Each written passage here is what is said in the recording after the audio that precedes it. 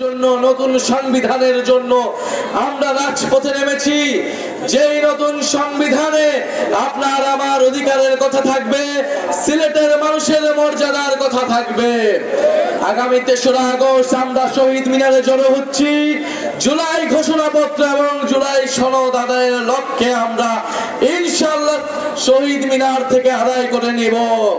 প্রিয় সংগ্রামী সিলেটবাসী, জুলাই গণ অভ্যুত্থানে এই সিলেটের স্কুল কলেজ বিশ্ববিদ্যালয় মাদ্রাসার ছাত্ররা যেভাবে লড়াই করেছিল, বাংলাদেশকে তা অনুপ্রাণিত করেছিল।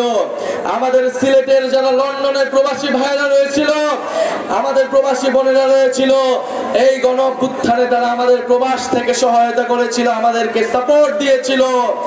আমরা তাদেরকে ভুলি নাই। আমরা আজকের সমাবেশ থেকে তাদের এই জুলাই গণ অভ্যুত্থানে সিলেটবাসীর সংগ্রামের প্রতি কৃতজ্ঞতা জ্ঞাপন করছি।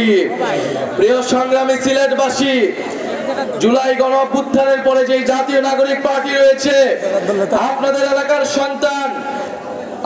এলাকার সন্তান অর্পিতা সেবা দেব, আপনাদের এলাকার সন্তান এহতেশাম হক এবং আপনাদের প্রিয় জোনায়েদ ভাই আমাদের এই সিলেট নগরীতে জাতীয় নাগরিক পার্টিকে শক্তিশালী করে তুলছে। আমাদের আজকের এই প্রোগ্রামে বৈষম্য বিরোধী ছাত্র আন্দোলনের নেতৃবৃন্দ, জাতীয় যুব শক্তি, জাতীয় শ্রমিক এবং ছাত্র সংসদের যারা নেতৃবৃন্দ রয়েছেন, প্রোগ্রামকে সফল বাস্তবায়ন করতে সহযোগিতা করেছেন, তাদেরকে জানাই ধন্যবাদ। সিলেটবাসী দেখিয়ে দিয়েছে আনাচে কানাচে আজকে ভরপুর রয়েছে এই সমাবেশ। আমরা জানি সিলেট হবে জাতীয় নাগরিক পার্টির অন্যতম দুর্গ, নতুন বাংলাদেশের অন্যতম দুর্গ।